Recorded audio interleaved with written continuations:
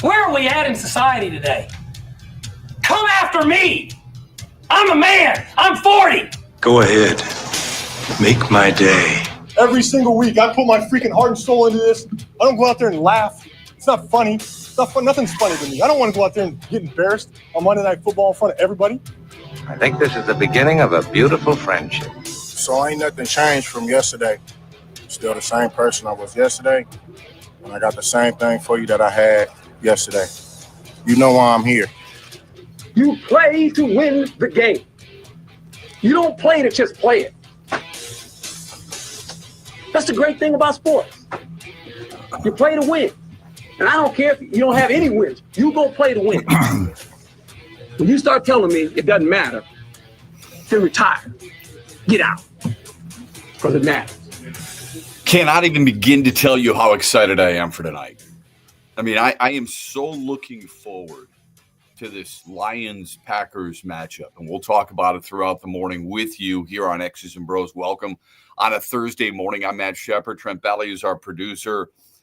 The Meyer hotline, 866-838-4843. First to the headlines, MSU, really impressive last night. I mean, there was a point in time where Minnesota went on a 10-0 run, and Michigan State could not hit anything. I mean, it was brutal.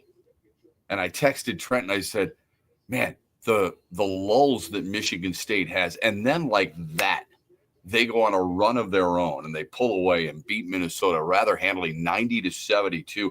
All 12 players who played for the Spartans scored at least 2 points.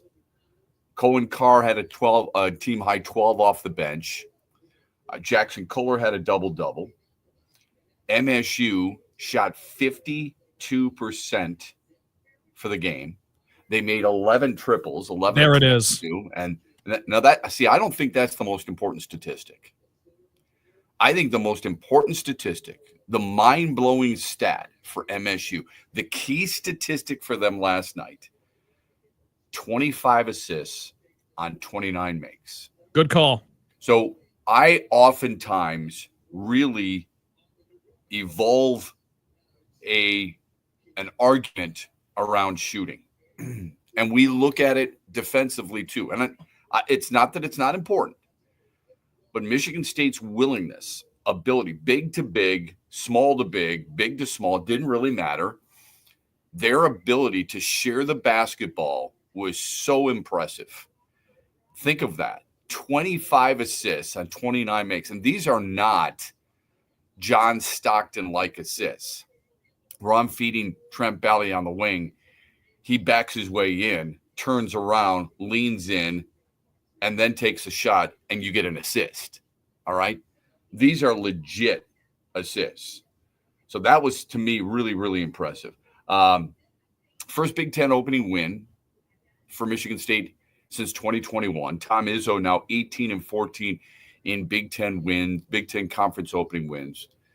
He is now 9 wins shy of passing Bobby Knight for most Big Ten wins in the history of the conference. I want you to think about that for a minute.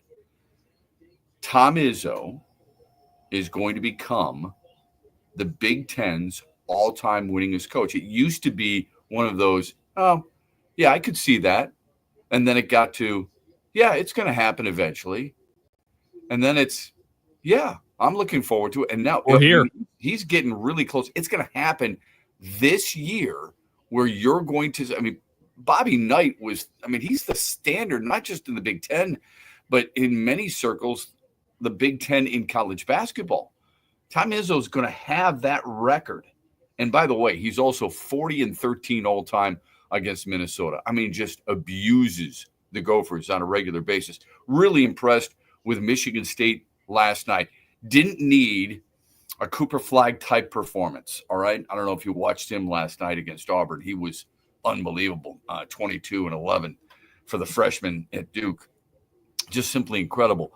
Don't know how you stop that kid. He was falling down on the floor, getting back up and hitting shots. He was hitting shots off balance, left-handed in the lane. He's hitting, turnaround fadeaway jumpers. It was amazing what he was doing. But Michigan State was, you don't need that when you have balance, right? I know it might worry some Spartan fans out there a little bit that you don't have that one dominating scorer. But when you can pass the ball the way they did last night, you can shoot the ball the way they did last night, you can get to the line the way they did last night. I thought it was really impressive. So a good win for MSU. They are, a team that I would guess jump into. They play Nebraska next. Should be a win. Would jump into the top 25. Celtics outscore the Pistons 130-120. Detroit shot 51%. Made 20 triples on the night. So here you go. This is another example of it. Those are the numbers that jump out at you, right? I'm thinking, Boston doesn't have Jason Tatum. Boston doesn't have Drew Holiday. And the Pistons are struggling against Boston. That's a bit. So when down the road, about a month from now, when you and I look back and they played some teams really tough.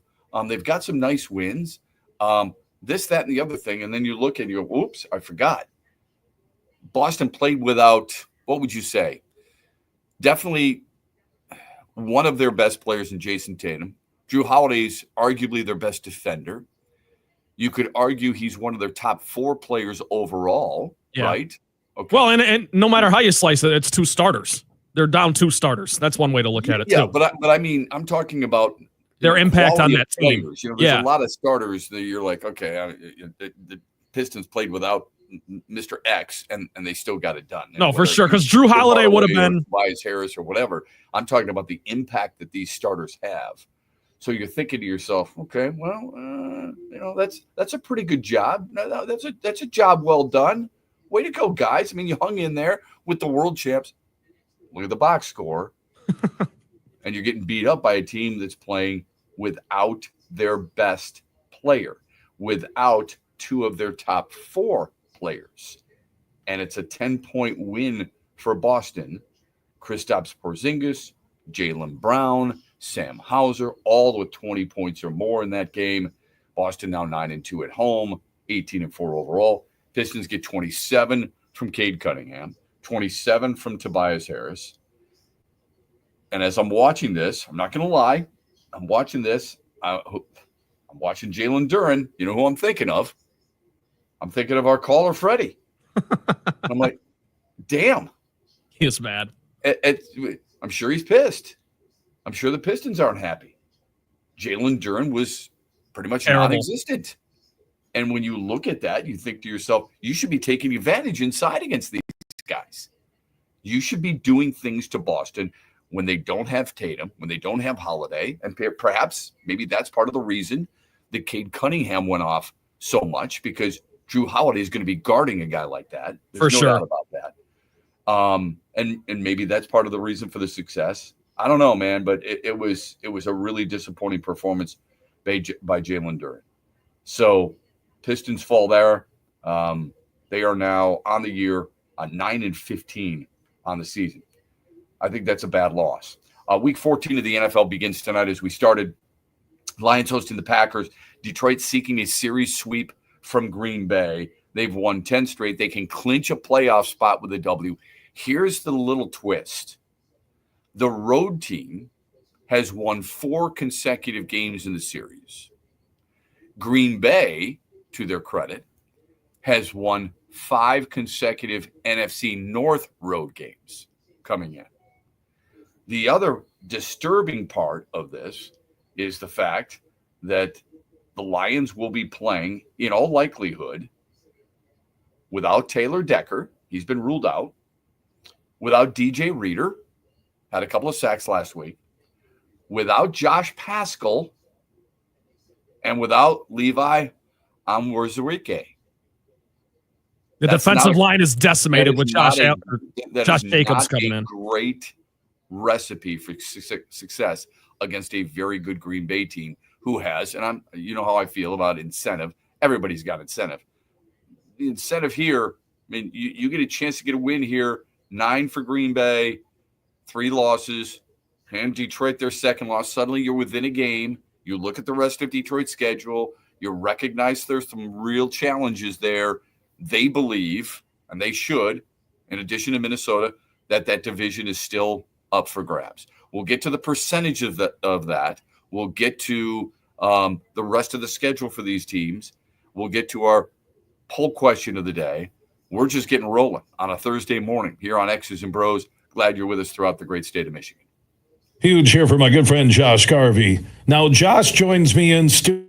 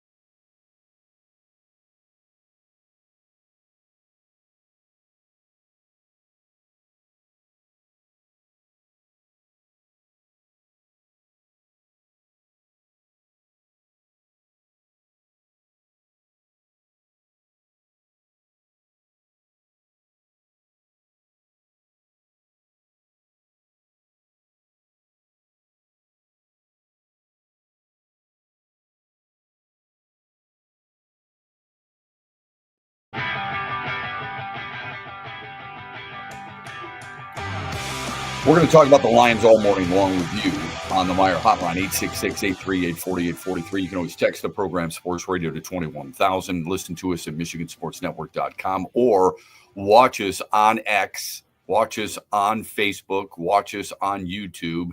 If you're watching us on X, it's at XB Mornings. If you're watching us on YouTube or Facebook, it's at X's and BrO's. Just real quick about the Pistons. We should also note, I mentioned Cade Cunningham, 27 points. He was a rebound shy of a triple-double. He had a career-high 14 assists. He's now got 182 assists in 20 games this year. So they're at the quarter pole, and he's got 182 assists in 20 games. The last Piston with that many in his first 20 games played of a season, Isaiah Thomas. Cade Cunningham's pulling his weight. There's no doubt about it. So I just got done talking about how impressed I was with Michigan State's ability to share the basketball 25-29. We said yesterday Cade Cunningham is a really good passer. Taking care of the basketball is really important. I'm not going to dive into turnovers again like I did yesterday. But you do have to give him credit for upping his overall game.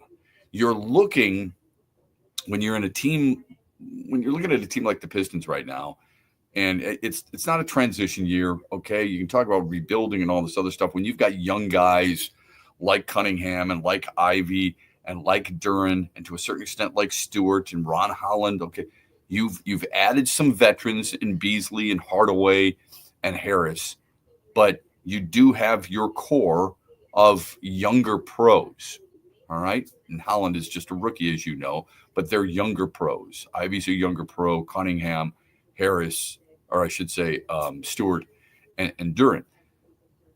When you see that type of mix, I mean, I do think the expectation should be a little bit higher, but we're also looking for incremental gains. And I think you're seeing that in Cade Cunningham right now.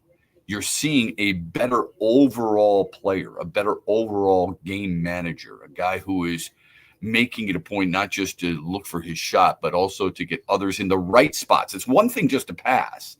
It's another thing to pass to the guy in the right spot. It's another thing to pass to the guy as he's about to shoot, to give it to him where he's supposed to get it to him. I can throw the ball to Trent anytime I want. The question is, when his feet are square and he's in the corner for a three, am I getting him the ball in the right spot to take the shot?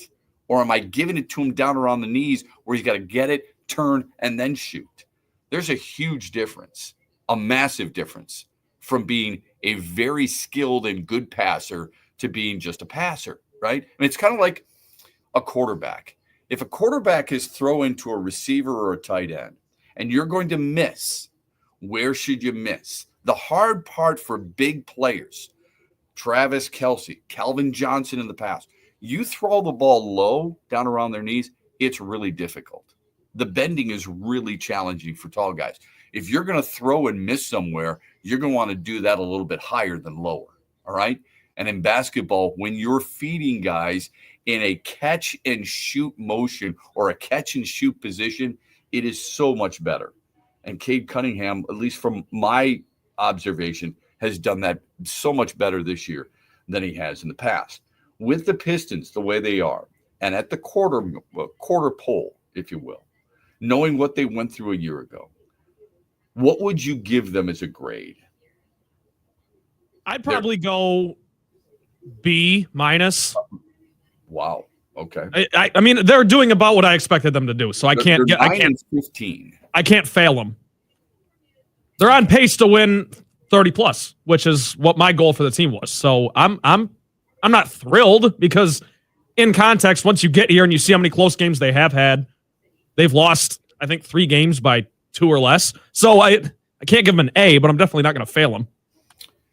I don't think you have to necessarily go from one extreme to the other. I think when you look at them and you see their defense that's improved, but you see their poor offense, would you say the NBA is a scoring league? It's an offensive league. Yes. Is that fair? Okay. Yep. They rank 24th, 25th in offense. Not great. Can't give them a B. No way. Could I give him a B? The record is one thing. 9 up and 15 down. You know, the conference or the division record is even worse. You know, it's 1-6, 1-5. A B is pretty generous. I mean, you're a very kind grader as far as I'm concerned. And maybe this isn't that far off. I'd probably give them a C. I'd be C- to C.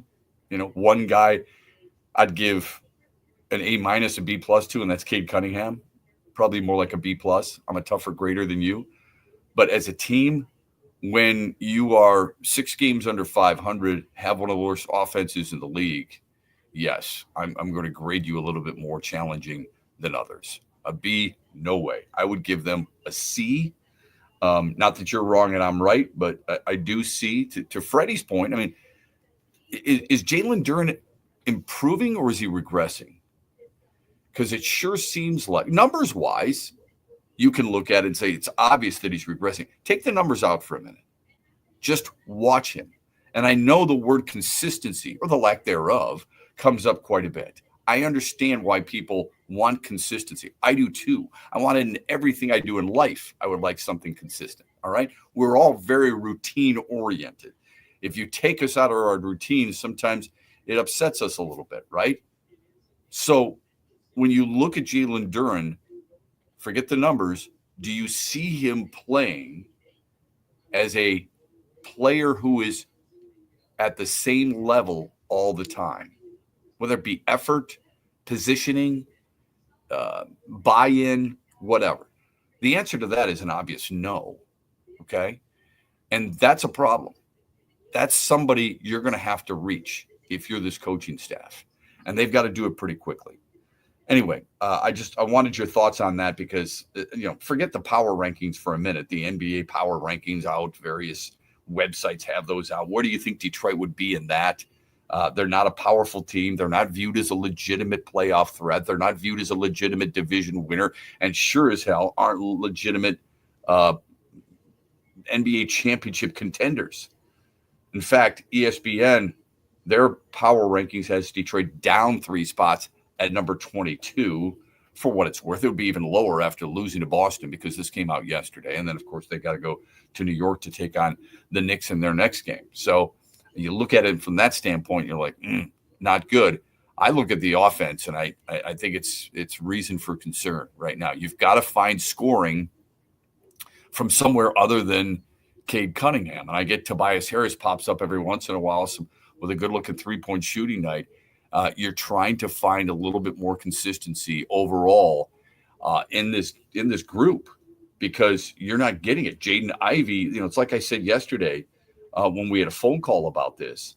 I said, you're complaining about Jalen Duren when Jaden Ivey's going, 3 for 10 for shooting. That's not going to fly either. So what is it? How are you going to try and find the cure to this stuff? Because I don't know if you can make Jalen Duren's never going to be a good shooter. All right. It's not his game. Right. But he's got to be an improved shooter. And we haven't seen that yet either. So that's troubling. Want to dive into the Lions and Packers. That's the big matchup. That's the big thing that everybody's talking about. We're going to dive into that for sure. When we come back, though, there's a belief with free agency out there in baseball that there's a certain guy available who is considered one of the best, if not the best hitter of all time.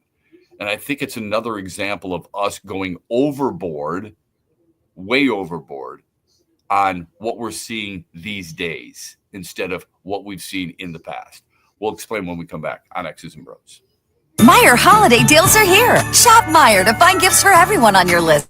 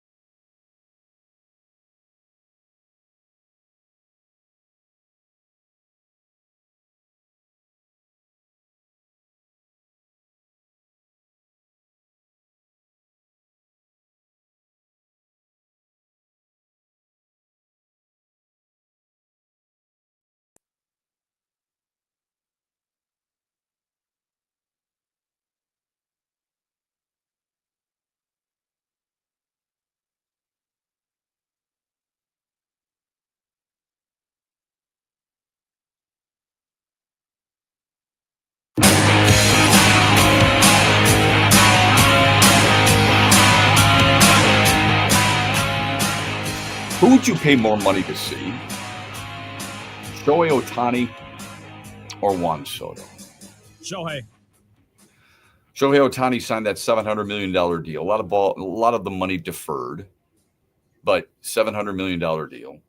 The belief is that Juan Soto could also sign somewhere in the neighborhood of $700 million, and that he might sign as early as the end of this week. So either today, tomorrow, or Saturday. We'll see. Okay.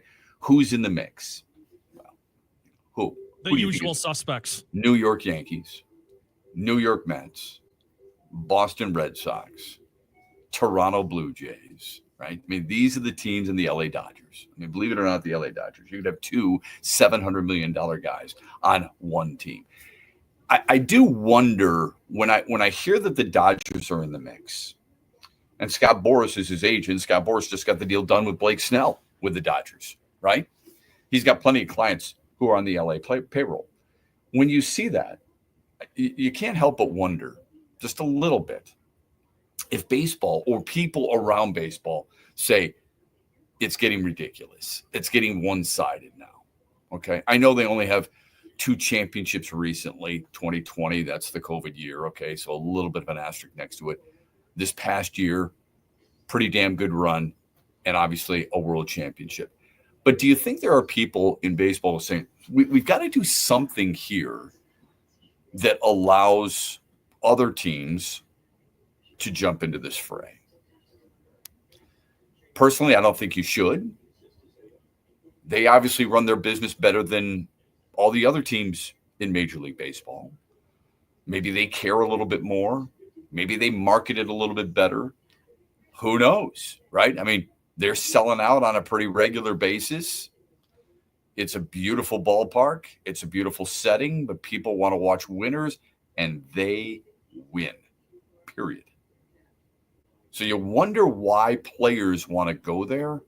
It's because they win, and it's because how they handle things. I never understood why it's so damn hard for owners to understand, or maybe they just don't give a crap, why they aren't winning and other successful teams do on a regular basis. Or businesses. How do you do that? Take care of your people. Show that you give a crap as much as they do, right? And spend where you're supposed to spend. I don't know their bottom line. I don't know if they're losing money in the end and that it doesn't really matter to them. I doubt that's the case. They've got a hell of a cable deal and television out there in Los Angeles. Obviously, they've made money from the national networks, and there's all kinds of other ways to bring in money, and the Dodgers do it as well, if not better, than anybody else. But now they're in this fray of Juan Soto, all right? It would be so many people just probably shaking their head. I see that there are a lot of people writing things about this possibility or wherever he may sign, that he is one of the greatest hitters all time in baseball.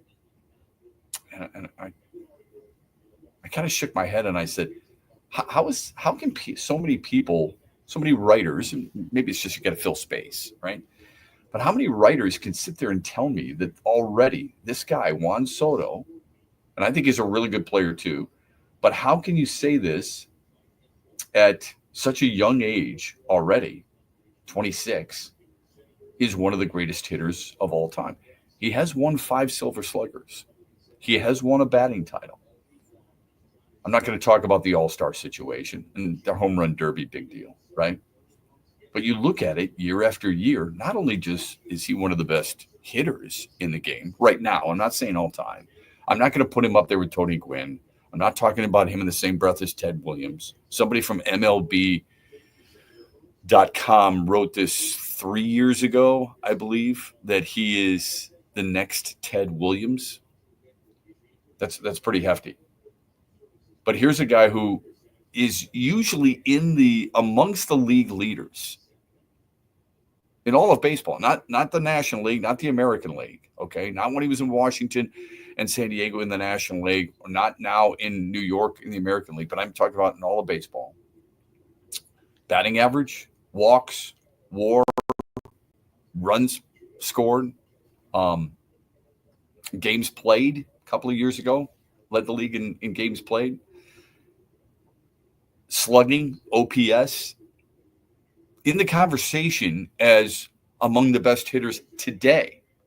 So then I immediately go to, all right, if he's walking a league high 122 times like he did a year ago, what about strikeouts? What do you consider? What do you think makes someone one of the best of hitters? We were just talking about this passing, right? In the NBA. If you believe somebody, Tony Gwynn, is one of the greatest hitters of all time, what are the measurements you're using? OPS. Is it just batting average? Is it number of hits? Is hitting, when you're in the box and you and I start talking about hitting and we're watching somebody in the box, if somebody gets a hit, or gets a walk, are we suggesting that he's a really good hitter because of that? Because I am. Yeah. I think it's really important. It's an indicator for sure, because you look at a guy like... It's absolutely an indicator. You've got to have an idea of the strike zone. All right? You've got to be able to say, I know that this is a strike or a ball. You got to be a good strike, a ball hitter. All right? Tony Gwynn, and I'm just using this as an example. I can go back to Ted Williams and others too. All right? Tony Gwynn never struck out more than 40 times in a season. There are guys today who strike out 40 times in a month. Tony Gwynn never struck out more than 40 times in a season. Yeah, that's insane. That is insane. And when you look at his career, this might be one of the most mind-blowing statistics you will ever hear. When you look at his career, Tony Gwynn just one time in his 20 years, struck out more than he walked. Let that resonate for a minute. And by the way, he was 22 as a rookie. He walked 14 times. He struck out 16 times. That's a 54-game sample. If you allow me this, can I throw that out? Do you mind? He's a rookie.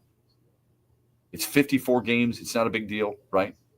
Next year, 23 walks, 21 punch-outs, 59-23, 45-33, 52-35, on and on.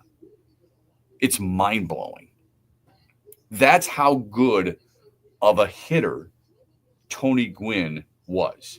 It's not a knock on Juan Soto, because I had a hell of a player.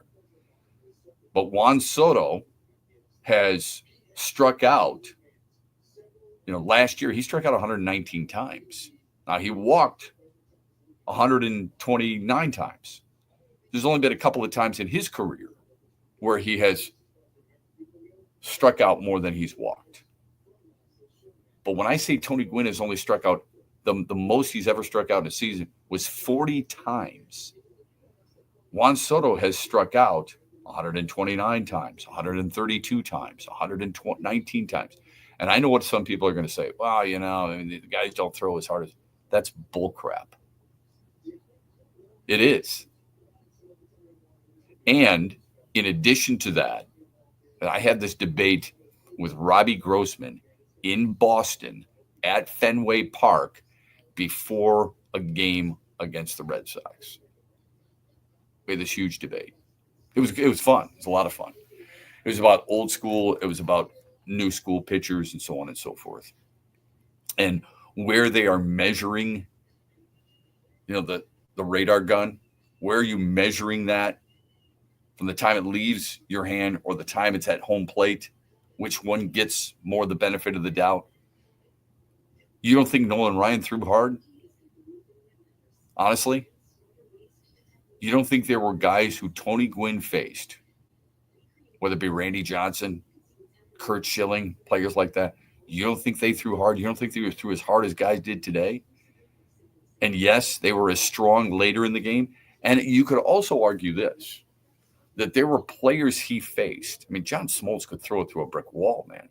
There are also pitchers you faced who were better at pitching, not necessarily throwing, but just better at pitching. I mean, obviously, Greg Maddux is the prime example of that.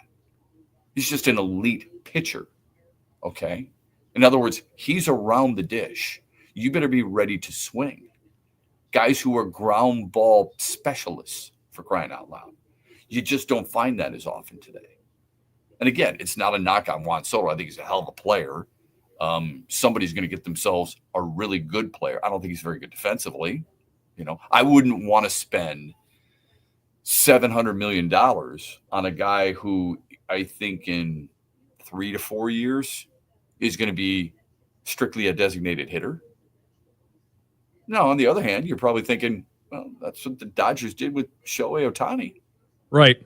That was another thing. That was an important factor for them because he's also a pitcher. Well, I was just going to say, but that's him with a shoulder issue, right? He expects to come back and pitch, from what I can recall. I think he's going to end up pitching for LA at some point. Yeah. And he's also a guy, remember this, he's also a guy who steals a lot of bags. He is not your typical DH, okay? Hits for power, hits for average, and steals bases. Sorry, you're stealing 50, 51, 52 bags. Juan Soto's stealing 12. 9 and 12 are some of his best years in the stolen base category. You're right, twice he's had 12 stolen bases in a season. And again, that's not making up for a $700 million player to a $450 million player like a Bryce Harper. But I do believe that's added value. Suddenly he comes back and he's a pitcher for you. And obviously it's paid off because you've won a World Series and he's won an MVP as a unanimous selection.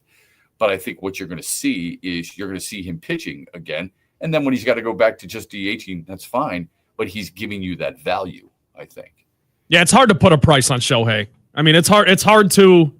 I know there has to be a number, and there is a number, but it's hard when you talk about him. You just keep going on and on and on about all the things he can do. I think he's by far the most well-rounded offensive player in baseball.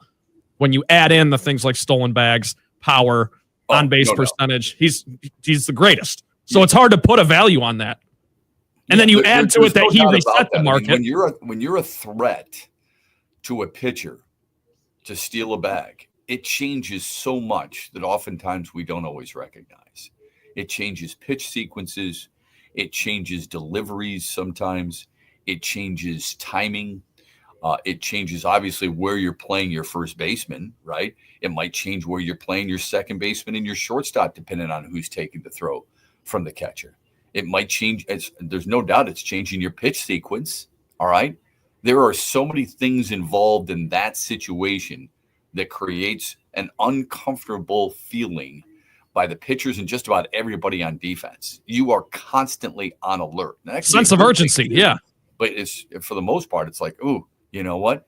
You're rushing things. Look, when he has the ability to go first to third, Bobby Witt Jr. is the same way, all right? Ellie De La Cruz, you can bring up a lot of different guys who are so good at going from first to third. When there's a single to right field, you don't think that right fielder is hurrying up his cadence and running and throwing and things of that? Absolutely he is. There's no doubt. That's what these guys deliver. But in a few years, you're going to find somebody else who plays right field instead of this guy. He is going to be a full-time DH, and maybe that's good enough for you. I mean, there are certain teams that you can have that luxury. Maybe you stick a guy who's a decent player and a young player doesn't make a lot of money and play him in right field, and Soto becomes your DH. And, you know, the beauty of him is it doesn't matter whether it's a righty or lefty on the bump. This is a guy who's going to get it done either way. But it's amazing to me that we keep hearing the same teams over and over and over again.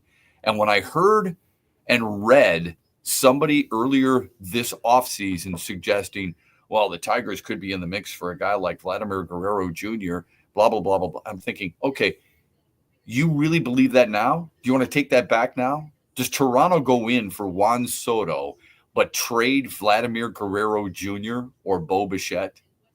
Do you believe that's sound business philosophy on the part of the Blue Jays? I tell you what, we're going to go out and get the number one free agent, but we're going to give up our franchise first baseman who delivers homers and RBIs on a regular basis? Or do you want the 1-2 punch that you watch the Yankees put on display on a nightly basis with Soto and Judge?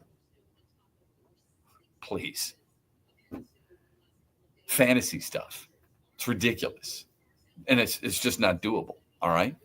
Meyer hotline 866-838-4843. You can text the program Sports Radio to 21,000. You can also watch us streaming live on X at XB Mornings, on YouTube, and on Facebook at X's and BrO's. Obviously, the big news of the day is the Lions and the Packers. Detroit is beat up. It should cause some concern for Lions fans, and I think it does. I really do. I think for as good as this team has been all year long, as comfortable as they've made us feel watching them, now there's a little bit more angst. It's because of the injury report. It is going to be really challenging to beat any team in the NFL, but especially good teams. And when you've got the Packers and the Bills still left on your schedule and the Vikings still left on your schedule, and a team to a certain extent, I think, San Francisco, look, where's San Francisco's strength? It's the offensive side of the ball. I know McCaffrey's out. I know there are certain challenges with their run game, but they still have weapons through the passing game. And they've got a hell of a system. And that's the big thing with Shanahan. Got a really good play caller in Kyle Shanahan. When you have that, that's still a challenge, all right? And I'm not going to sit there and try to convince you that all the defensive linemen that are out for this game against Green Bay are going to be out for that game too, because that's a little bit down the road. But still, those are things that make you do a double take. And tonight is going to be a huge challenge for the Lions against the Packers. We're going to talk about it when we come back here on X's and BrO's. Looking forward to it a little bit later on. Obviously, it was signing day yesterday. Both Michigan and Michigan State had good days. We'll explain. That's all coming up here on X's and BrO's on a Thursday morning. It's a football Thursday morning throughout the great state of Michigan. Hey, Michigan, let's go big. I'm Herman Moore, Lions All-Pro wide receiver, and I'm talking real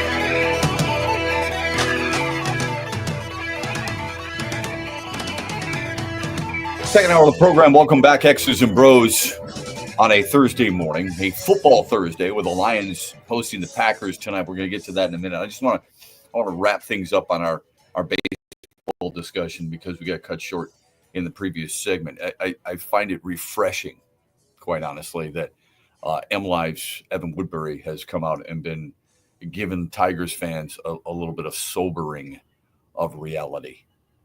I don't know if you saw this the other day, but people were. He's got what's called a mailbag in today's writing world, and this is what these guys have to deal with. People asking questions. They're legitimate questions, right? And somebody had written in about Alex Bregman, possibly being a Tiger, and Evan wrote, "Look, I'm skeptical that the Tigers would be in the thick of the Bregman sweepstakes. He's probably seeking at least 6 years at $150 million, and I think it's going to be more than that." But it's unlikely, being that he turns 31 in March, that the Tigers are going to commit that kind of money for that type of period of time. A little bit later on, somebody brought up the Arenado, and he's like, I just don't see that happening. Somebody had also brought up, Pete Alonso, and he said, I don't think the Tigers will be signing Pete Alonso either. This is the reality.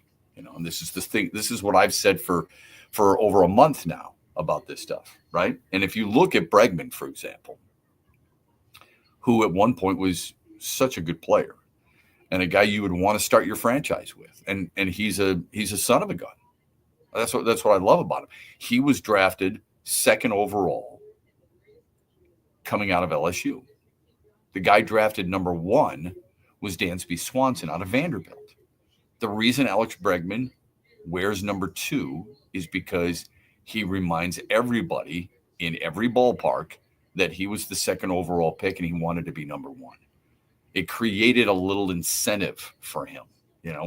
When they used to play Atlanta, he would actually ask his manager, I want to play shortstop tonight. Why? You're our third baseman. Because I want to go against that guy who was taken ahead of me. I love that edge. Anything that gets you going, I'm all for. Okay? Here's the issue. All right? There are when a guy turns 31 in March, I'm sorry, things slow down for you as you get older. I mean, you know that. Not always in every sport, in every aspect.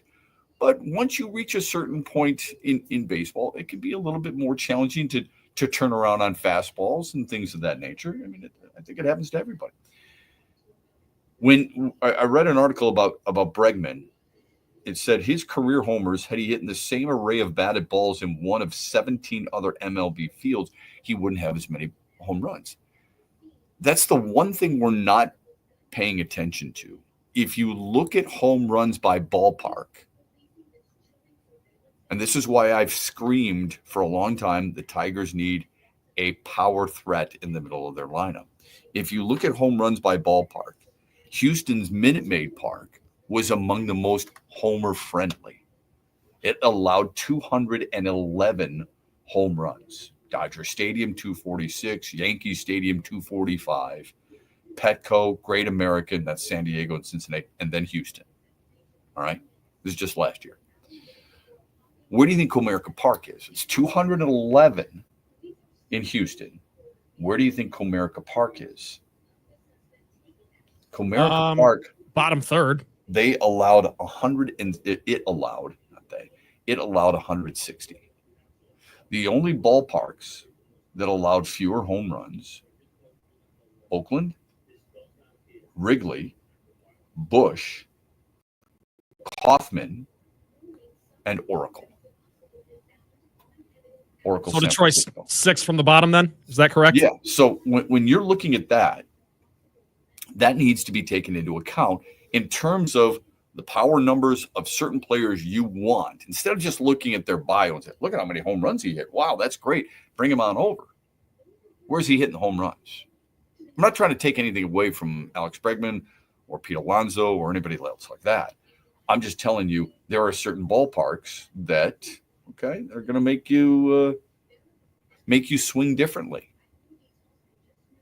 How many times did Miguel Cabrera get upset at the ballpark? And that dude has had as much power, if not more, than anybody in recent memory. Had more home runs and more power than Alex Bregman. Pete Alonso's in that conversation, but in his prime, I'd take Miguel Cabrera, and he's sitting there complaining about it. So let's just keep that in mind moving forward. When you're looking at guys who fit certain play, I think that's the reason there are certain players on this Tigers team that I think really work at Comerica Park. I think Parker Meadows works at Comerica Park. I think Riley Green works at Comerica Park. I think if he stays on track, a guy like Max Clark could work in that ballpark. You may not need the home runs per se, but you need the guys who find the alleys and then use their speed. Now, Riley Green, obviously, not super fast. Parker Meadows is fast. Max Clark is fast. You're getting guys who are built for that ballpark. And whether you like it or not, I mean, 81 of your 162 are played there. So you've got to take that into consideration. Doesn't mean you can't go get a power hitter, because I think you need one. I think you desperately need one. My hope is that Spencer Torkelson becomes a more legit one than just 1 year flash in the pan. I would like to see them acquire a guy who can scare opposing pitchers. Now, who is that and how much you got to pay for it? That's up to them to figure that out. They're the ones who have to do that. All right. That's what they get paid to do. That's why I mentioned on a short-term deal, a guy like Teoscar Hernandez. Okay. We're talking about 2 years. A guy who is known for his power, but he hits them in all kinds of ballparks. So that's my take on it. Anyway, let's get to the Lions a little bit.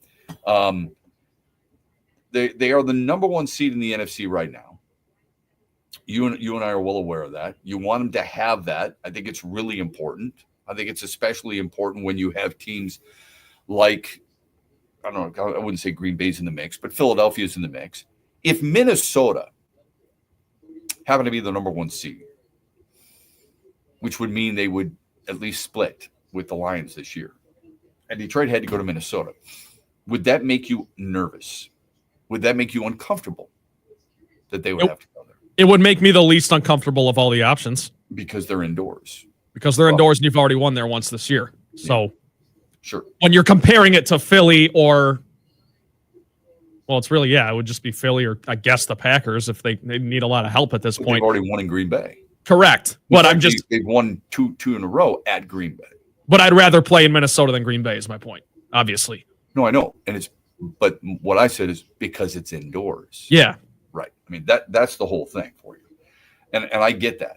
Detroit, entering play tonight, has a 67% chance at being the number 1 seed and an 87% chance of winning the division. If they lose, the number 1 seed falls from 67% to 41%. And the division title goes from 87% to 77%, which I don't think matters. When I read those numbers, I thought, how our expectations have changed. The division, to me, almost feels like a foregone conclusion. Perhaps it's because I think you've got Green Bay and Minnesota and Chicago left on your schedule, and 2 of those 3 games are at home. Perhaps it's just because of the way this team plays and the confidence that I have in this team. It's the other number that struck me, the number 1 seed. Amazing how greedily we get, right? Last year at this time, were any of us complaining if they weren't the number 1 seed? No. This year, we feel like it's an almost must-have. Why is that? Phone number is 866-838-4843. This team has proven it can win on the road. It's proven it can win outdoors. So why is it we feel the need to have the number 1 seed and everything at home? We'll get your phone calls. We'll get your texts. You can text us, Sports Radio to 21,000 as we roll on a Thursday morning. Huge here for my good friend Josh Garvey. Now, Josh joins me in studio every Thursday with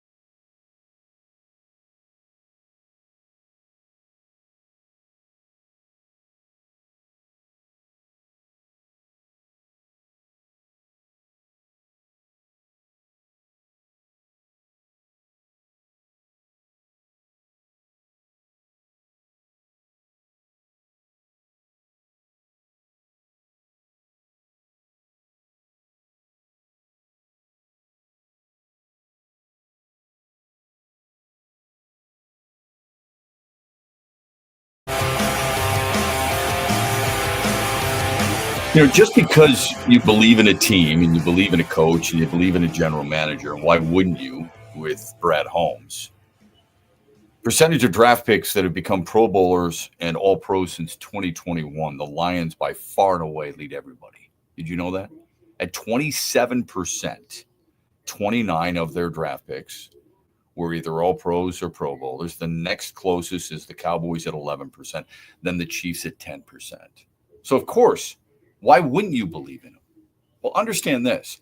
The Lions moving forward have the third most challenging schedule of the teams that are in the mix for the number 1 seed. Philadelphia's challenging schedule ranks 23rd. When I gave you the numbers just before the break, that Detroit, if they lose tonight, their number 1 seed probability falls to 41%, and their divisional chance of winning the NFC North drops 10% to 77%. Know this. If Detroit beats the Packers at home tonight, then the number 1 seed goes all the way up to 84%. Especially if Philadelphia happened to lose to Carolina. That's not going to happen. It'll be 93%. But if the Lions lose and the Eagles win, Detroit's chances of the number 1 seed drop to 37%. It's okay to be concerned. We can embrace and love and admire and adore what Detroit has done so far, and you have every reason to do that. I've said time and time again, they're the best team in the NFL. Injuries do play a part. We're not making excuses. All right. I had this debate with a friend of mine who's a Packers fan earlier this year, and I told you about it. Their belief was, well, we were without Jordan Love and we're without this guy. Stop. Okay. Knock it off. Because I'm not talking today to that same Packers fan that the Lions are shorthanded. And we know that there are. Do you know how many defensive linemen are going to start tonight who started in week 1? One. Though against the Rams. Aleem McNeil. It's one. It's Aleem McNeil is the only guy who started against the Rams on the defensive line who will start tonight against the Packers. You're going to rely heavily on him and Zadarius Smith. Yep. You got to rely heavily on those guys. I know there's phone lines. Somebody's waiting on the Meyer hotline, 866-838-4843. Trent, who do we got? It's Aaron listening in Kalamazoo, and he has some thoughts on just how important that 1 seed could be. Aaron, thanks for listening on WMAX 96.1 FM, The Game. What's going on? Hey, what's going on, Shep? Big fan. Just I had a couple thoughts about the home field advantage. So I was lucky enough to be in Detroit for both of the home games last year, and definitely anyone who was there could tell you, and I'm sure anyone on TV can tell you, that the 12th man was very much so felt. And, one pride is just well aware that having that extra home game means so much. And, I don't mind going on the road because that offensive line is built to play bully ball, but the extra home game would just be very, very nice. I'm with you on that. I think it makes a difference, too. I think it's really important. Fans have made a difference. Players have said that. If players and coaches acknowledge it, I don't think they're just saying it to say it. I think they truly believe it. The skeptic in me, Aaron, sometimes goes here. How much did it matter for Dallas? How much did it matter for Baltimore? How much has it mattered for Buffalo in the past? Detroit was pretty damn good in San Francisco in the first half. I don't think the fans were the difference. Do you think sometimes we make too much of it? Yeah, absolutely. The 12-man thing is very much so blown out. However, it's times like in the second half when a timeout has to be blown because the other team can't hear stuff on the field that you really see that, I do think it makes a difference indoors more than outdoors for obvious reasons. And I do think there is a certain level of passion that you and other Lions fans possess to make it such a more, I don't want to use the word intimidating, but it is a difference maker. And it's a difference maker because of the noise. Players, I think, for the most part, are used to playing in opposing buildings where it gets loud. Kansas City gets really loud. Seattle gets really loud.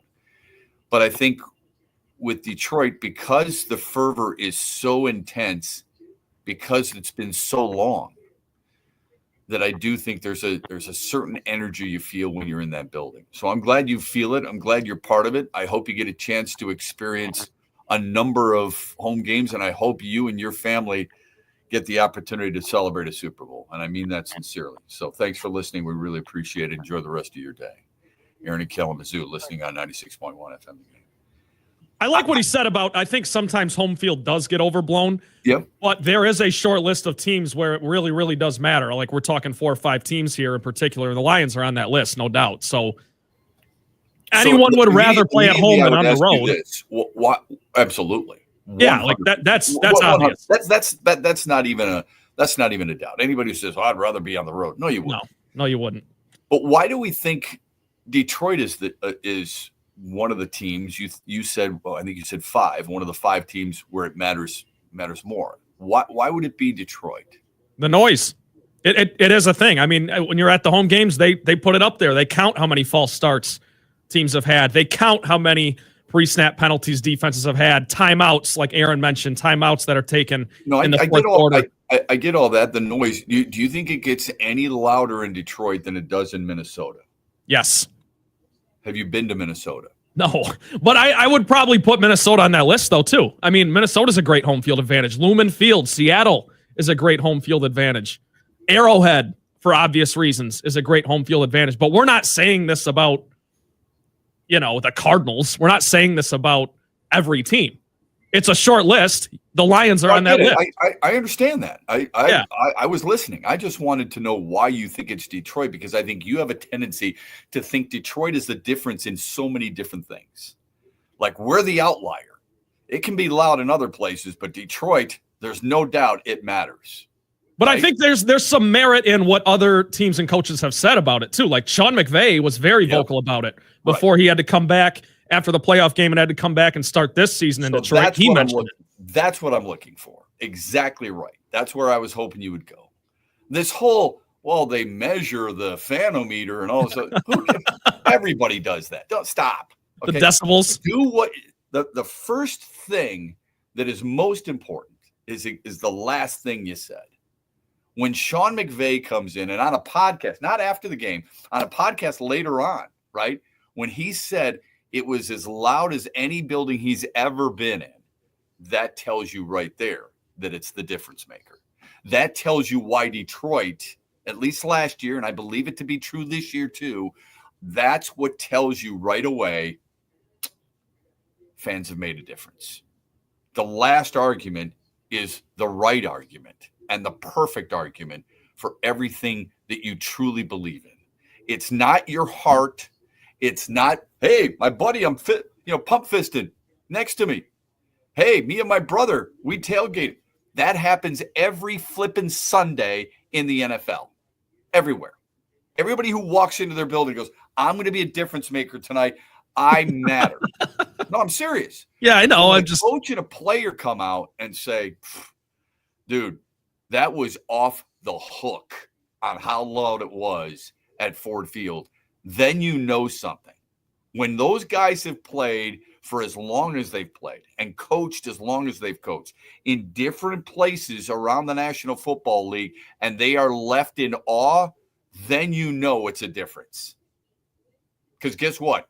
Everyone goes to a concert of heavy metal, leaves and goes, man, my ears are blaring. But when you leave and go, I've never been, you've been to a lot of them, and you say, I can't even recall being that loud, then there's something to be said about it, right? When people who have worked those things say there's something to, oh my God, there's nothing, I've never experienced anything like that. It resonates with me a little bit more. When Sean McVay comes out and says that, that's when you knew. That's when you knew Ford Field was unique, at least last year, and I believe it will be this year. More Lions talk on the other side here on X's and Bros. Stay with us.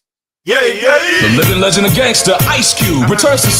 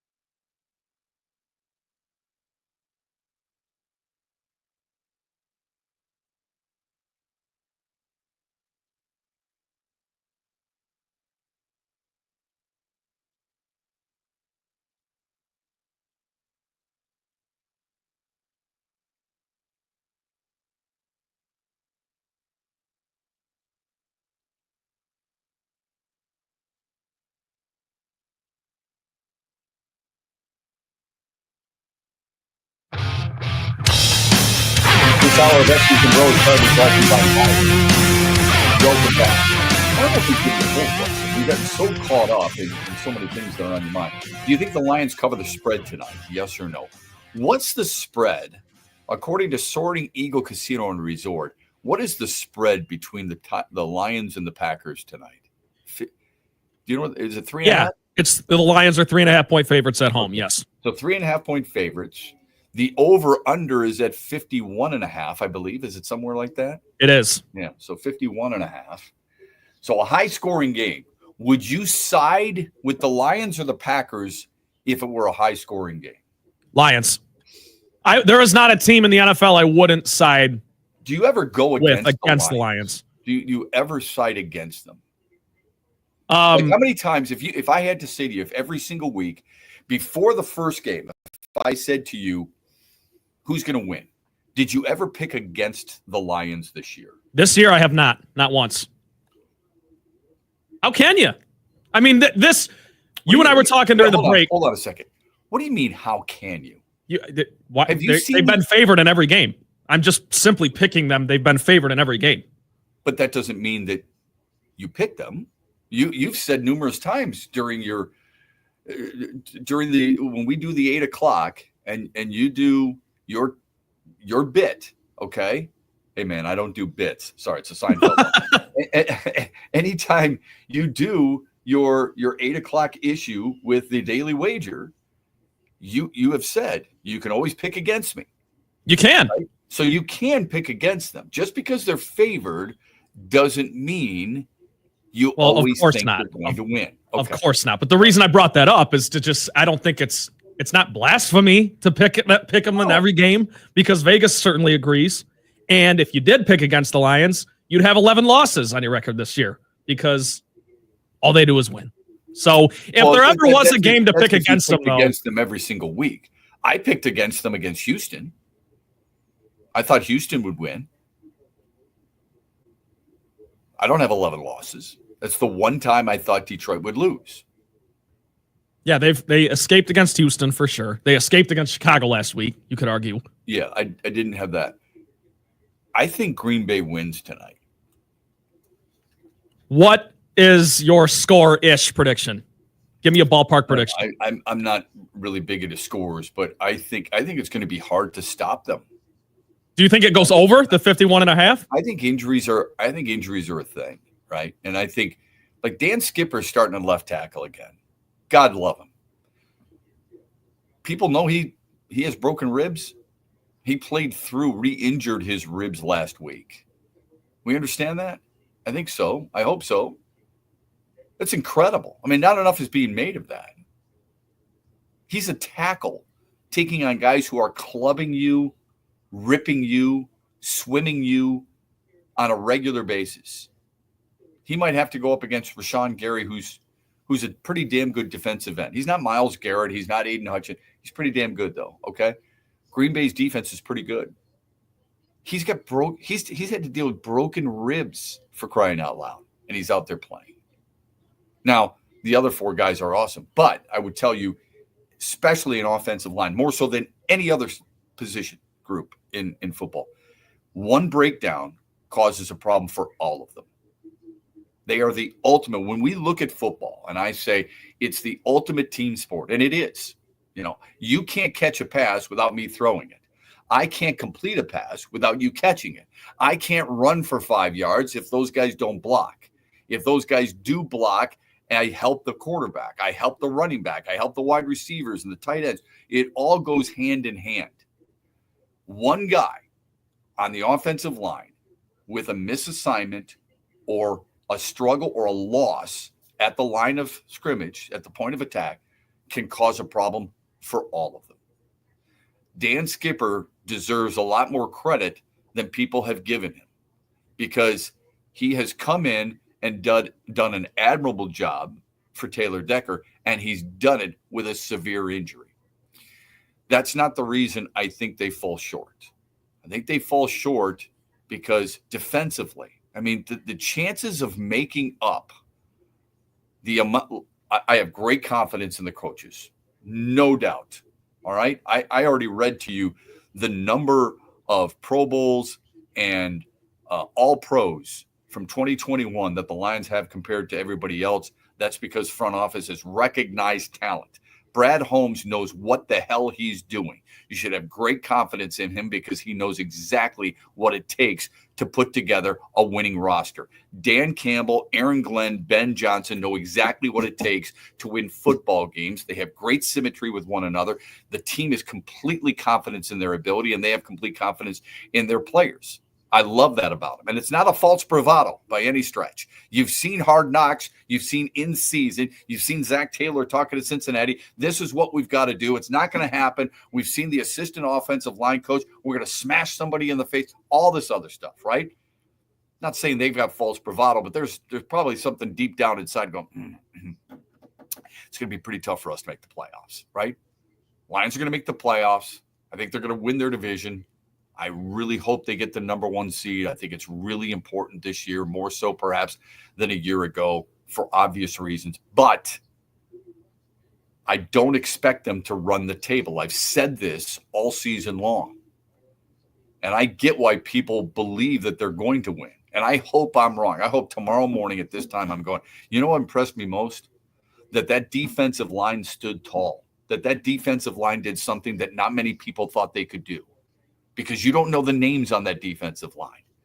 Do you know who's starting tonight? I mean, you just earlier today you said, okay, it's going to be a Lee McNeil and it's going to be Zadarius Smith. That's easy. Do you know who else is out there? Al-Qadim Muhammad, maybe. Maybe. He had a couple sacks last week. Pat O'Connor. Yeah, 95. Yeah. Do you remember? You know who he is? Yeah, big 95. Yeah, the average fan doesn't, though. Good job, big 95. Yeah, a guy who signed as a free agent out of Eastern Michigan with the Lions, went to Tampa, won a Super Bowl, primarily a special teams player, has come back to Detroit and done a nice job. He's not Aiden Hutchinson, right? He's not TJ Watt.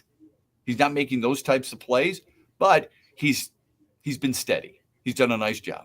Is it enough to go up against Jordan Love and the Packers? Can they absorb that type of loss? It's a loss. Anybody who look, we're wrapped up in certain losses with Anzalone and Aiden Hutchinson. But the loss of depth is so impactful when it comes to this team. And I give them a ton of credit. Okay. I don't think there's many teams. I don't think there's many coaches who can keep a team together through this type of ridicule. And when I say ridicule, I'm talking about injured bodies, able bodies, asking somebody who you just picked up off somebody else's practice squad to come in and be a difference maker. And besides that, it's not just, hey, you know what? I'm pushing against you. I got to go around you. It's concepts that we can't truly understand, truly absorb, truly digest. Those concepts that Aaron Glenn has talked about. And he said, we had Muhammad in New Orleans. So the concepts are a little bit easier for him to adapt to. What about now? What about the guys who haven't been through it? I think there's a thing to that. And again, I hope I'm wrong. Probably be a high-scoring game. Don't doubt the Lions' ability on offense at all. I love their 1-2 punch in the backfield. I love their ability to go downfield. I love the imagination that Ben Johnson shows. It's been amazing to me. Doesn't mean I don't think they'll win the division. Doesn't mean I can't think that they're still going to be a number 1 seed, although Philadelphia has a much easier road than Detroit. It's a really tough road. They need to get healthy. They cannot, that's another reason why I said just the other day, earlier in the week, and actually I hinted at it last week too. Thanksgiving, I know Green Bay's going through the same thing, but Thanksgiving Thursday to another Thursday, when usually it's 10 days instead of 7, is borderline criminal by the NFL. Save me this bull crap that it's about the players. It's not about the players. Not about the players at all. It's about your bottom line, and it's about ratings, period. And if you wanted Lions-Packers on Thursday night, you could have done it any other week. Just put it week 4 like you did last year. Put it week 16 to end the 17, 18 to end the season. Sure. You don't need to put it right after Thanksgiving. Nope. But both teams played on Thanksgiving, so evidently it's fair. It's not. Yeah, that's what they'll look at. Yeah, that's what they'll talk about. This it. is the penalty sometimes that you must incur in order for you to have Thanksgiving every single year. Stop. Okay. Honestly, it's an absolute joke. It is.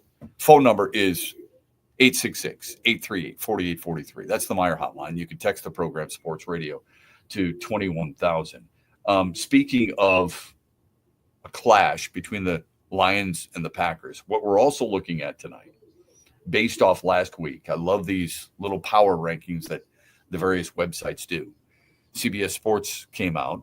Who do you think would be ranked based on what they did last week? And it's a cumulative thing, right? But I mean, you kind of maneuver, you're kind of going up or down based on your last week's performance. Based on that, number one quarterback would be Josh Allen. Rightfully so. I think he's the MVP of the National Football League. Number two they have, which is interesting, is Lamar Jackson.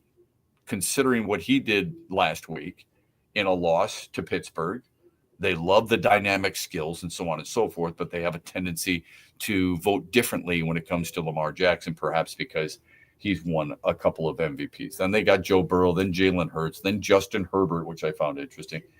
Jared Goff is 6th. And then Jordan Love is 7th in their latest quarterback rankings. Jared Goff, I think, is one of those guys who is continuing to get underrated for what he does. His ability to spread the ball around, his ability to make the right reads, his ability to take oftentimes what the defense gives him, his ability to throw the ball away at the right time. I mean, just ask Caleb Williams or some of these other guys who are making poor decisions. Jordan Love. Out of nothing. Jordan Love throws a lot of picks. Jordan Love throws a lot of picks. And remember, he threw 2, or the Packers, I should say, threw 2 last time against Detroit. This will be the difference in the game, right? The difference in the game will be turnovers. If Detroit can turn Green Bay over a little bit, and this is not earth-breaking. I mean, for crying out loud, we're not trailblazing here. That can be the difference in a lot of games. But sometimes you can play through that, right? I mean, everybody talked the next morning after the Monday night game, Jameis Winston with his 497 yards and 4 touchdowns. I said, well, what about the picks? He threw 3 picks, 2 of them pick sixes. That was the difference in the game. Well, you can glorify the numbers, and I give him a ton of credit for doing what he did. But those are bad decisions. Flat out terrible decisions. Look at Kirk Cousins, not just the 4 picks last week. Look at the decision-making that he made on those interceptions. Sometimes you're going to throw interceptions. It's going to be tipped at the line of scrimmage. It's going to go through somebody's hands. It happens, right? I mean, you're human. But the decision-making more than anything else. I mean, Kirk Cousins threw a pick last week against the Chargers in the red zone. He was throwing in the middle of the end zone. There were literally 3 Chargers around Mooney, and he still tried to fit it in there. It's ridiculous. He doesn't have that zip on his fastball any longer, not to mention the fact that the read was the wrong read. And you don't have to be an offensive coordinator to recognize that. Let's go to the Meyer hotline, 866-838-4843. Who's up next on this Thursday morning? John from Holt will take us into break with some Lions thoughts. Hi, John. Good morning. How are you? Hey, good morning. How you doing? Good. What's up? Good. I think the Lions are going to win this game despite their all the defensive injuries. I just think their offense can't be stopped at this time. I think they're too strong in offense for Packers, even though Packers have a good defense. I just think even with the injuries, the Lions will prevail. Yeah, I hope you're right about that. Okay, look, can I play cynic here for a minute? Do you mind? Yes. Okay. No. Well, if they can't be stopped, what happened last week against the Bears? Well, they were stopped last week. Yeah. You're right. But I just think this offense is humming. They're having a very good season on offense. No, I think the Bears game, they didn't play that great in the Bears game. That was probably one of their worst offensive performances in about 6 or 7 weeks. Yeah. I love their offense. I think people who listen to the show on a regular basis should know that. They scored 24 Yeah. against. They scored 24 against the Packers last time they played them. Right. Okay, so you take out the game against Jacksonville, and this team has been a little bit more pedestrian. They've come back down to earth, is what you're Yeah. saying? Look at it. Green Bay Yeah, that's 24 true. points, Yeah. Texans 26, Colts 24, Bears 23. Again, I mean, I'm not knocking them. If you average 28, 29 points a game, 28 points per game last year led the league. Detroit at one point was leading the league at 30 points per game. I don't want to be nitpicky here. When we say they can't be stopped, I love their weapons. I love the creativity. I hope they score 50 on Green Bay tonight. But I think it's a tall task to do that against this Green Bay team when last week you scored 7 points in the second half. That's all. So, I think their defense, despite all the injuries, has been playing great too. They haven't given up very many points. Dude, you're right. Given up just enough to win. Huh? Yeah. I think I pray that you're right and I'm wrong. I do. And thanks for the phone call. And we're going to look at it tonight, and I'm going to be thinking of you and rooting for it because I hope their offense doesn't get stopped either tonight. It's a game that concerns me. It wouldn't concern me if it weren't so devastatingly injured with the defensive line. Even if you had one of those guys up there, even if DJ Reader's up there, because we haven't even really talked about this. Josh Jacobs is a bowling ball, man. Yeah. I mean, he was able to move the ball a little bit against the Lions in the first game. They've moved the ball pretty well. Yeah. That is concerning, up front. Yep. I think it's okay to be worried about that. Doesn't mean you have to pick the Packers, but I think there's a reason to be concerned. All right, we got to hit a break. When we come back, the results from yesterday's poll question, the daily wager, more Lions talk with you on X's and Bros on a Thursday morning. It's time to go in the huddle with Matt.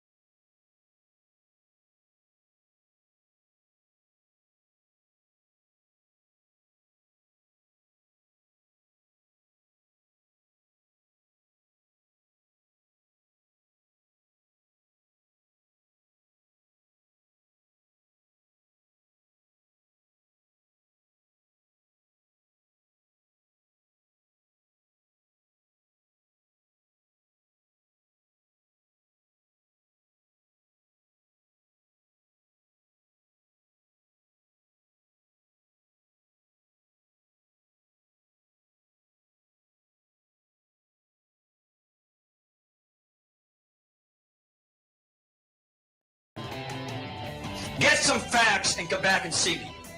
Get some facts and come back and see me. Don't throw out salaries or other things. Get some facts and come back and see me. You can't handle the truth. I told our players, you need to be more like a dog. We don't need a bunch of cats in here looking in the mirror. Do I look good? I got my extra bands on. I got my other shoes on. Be a dog.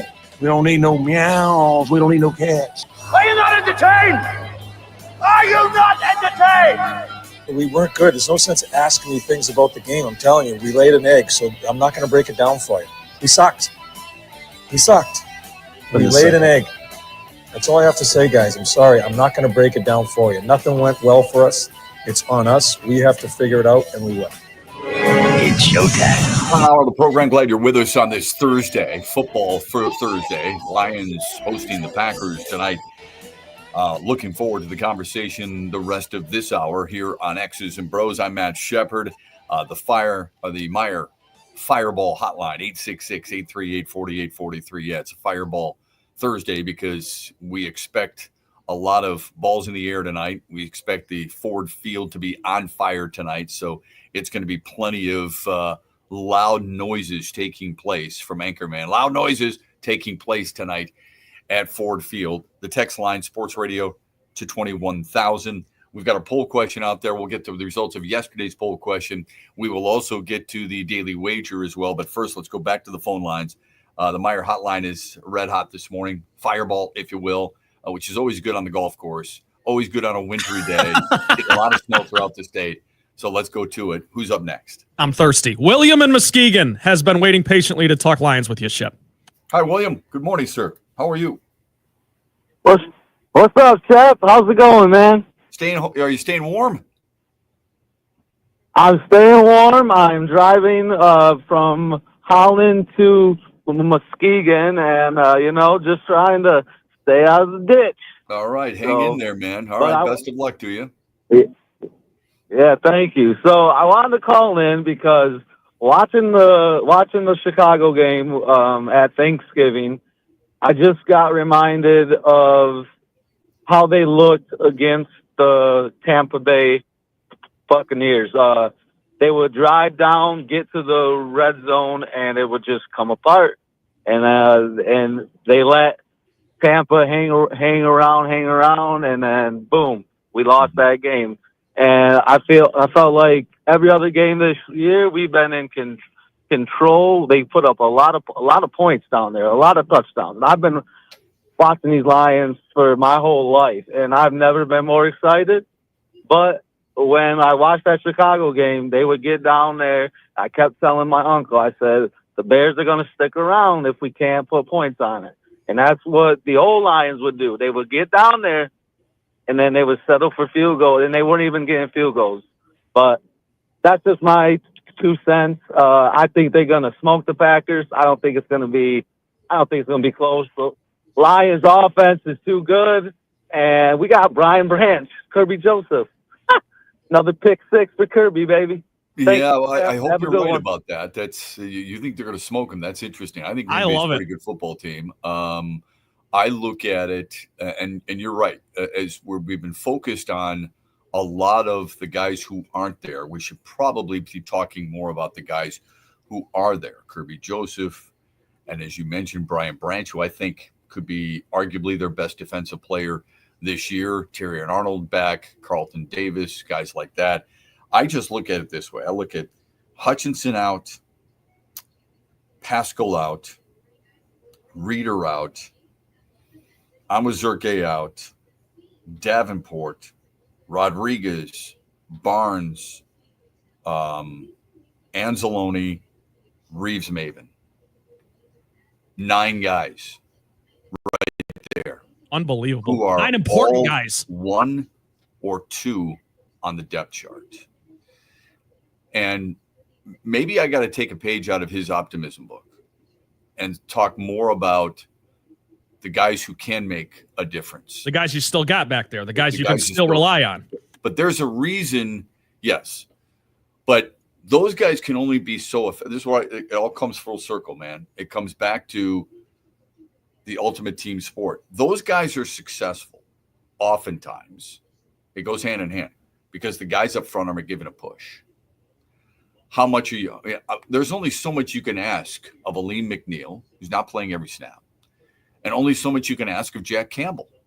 And Jack Campbell has been, like, when we talk about, oh, we got Kirby Joseph and Brian Branch, has anyone recognized just how steady and how improved Jack Campbell has been? I mean, he is an absolute beast in the middle of that Lions defense. And he's the last starting linebacker standing at this point. Yeah, but that's true. But Aaron Glenn has come out and said he's an absolute rock. If you have to picture a Mike linebacker, middle linebacker, right, the guy who's calling the plays, he would be that guy. He's a man's man. Listen to what he said. This is a quote.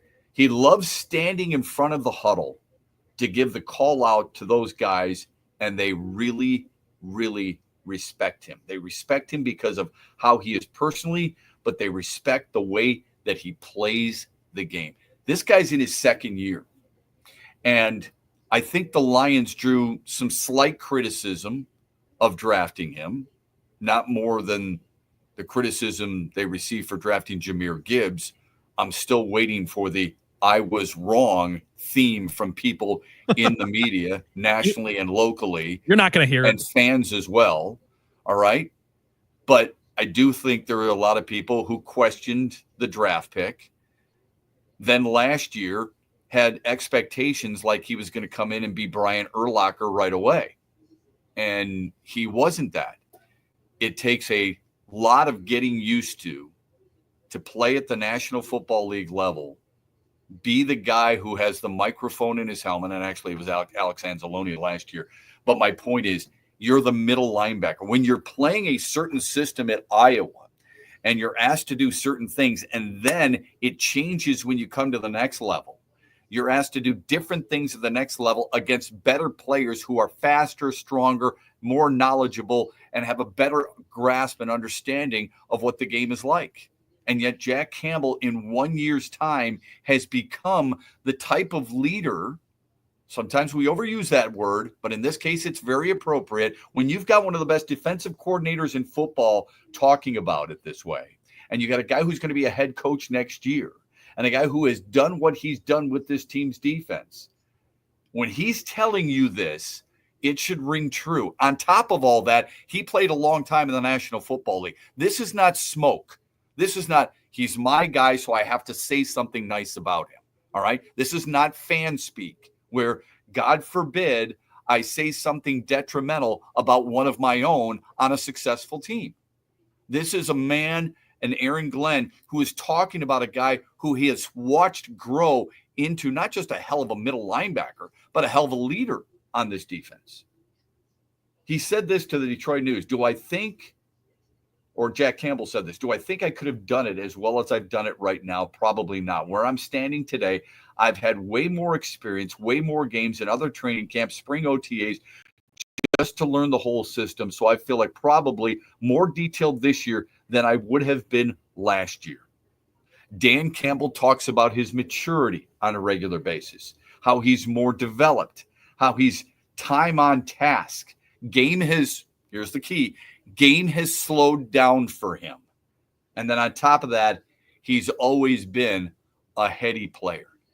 Big, strong, fast, mature, and now much more of a cerebral player without having paralysis by analysis. And because of the injuries, you're now asking much more of him. You're putting more on his plate, and he's proving he can handle it. More tackles this year than he had last year when he played 17 games as a rookie. He's been really impressive. But there's only so much you can ask of those guys. Again, pray that I'm wrong. It'd be great for me to come out here and be more in awe of what this team is all about than I already have been. But I think it's going to be a really difficult task tonight. Final results of yesterday's poll question and the daily wager are next on X's and Bros. Saturday, December 28th at Soaring Eagle Casino.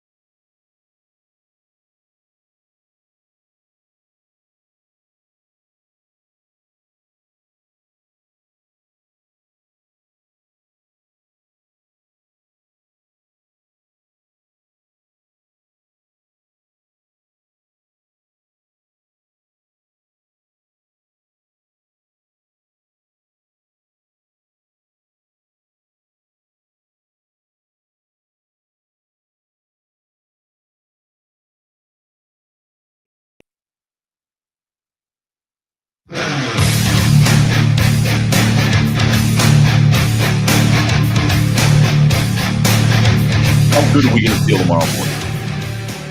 I hope it's as good as I feel this morning. I was super excited to talk to you about Lions football, and it has come true. Really good text, really good phone calls so far here. Meyer Hotline is always open for you, 866-838-4843. Let's get to the results of yesterday's poll question. We have one for you every single day. Yesterday, we asked you which young player, so ironically, we were just talking about Jack Campbell, right? And we were talking about Brian Branch. 2 days ago or yesterday, we talked about Simon Edmondson had a couple of assists in Detroit's loss to Boston. Cole Keith was named Tigers Rookie of the Year. Those are the names we brought up. Which young player in Detroit has impressed you most? Is it Campbell? Is it Branch? Is it Edmondson? Is it Keith? The beauty of this question, I believe, is that you could vote for any of the four, and I could understand why. Honestly, I mean, Cole Keith was a pretty steady presence in the Tigers' everyday lineup. Simon Edmondson, there's no reason whatsoever for him to go back down to Grand Rapids. I mean, he has been really good for the Red Wings. Really good, maybe. As a rookie, he's been really good. Jack Campbell, I just talked about it, how much better he has been, and I don't think enough people are taking recognition. And I think Brian Branch might be the best defensive player that the Lions have had so far this season, minus Aiden Hutchinson at the beginning of the year, because Aiden Hutchinson still is among the best pass rushing defensive ends this season, even though he's missed as much time as he has. So what are the final results from yesterday's poll question, Trent?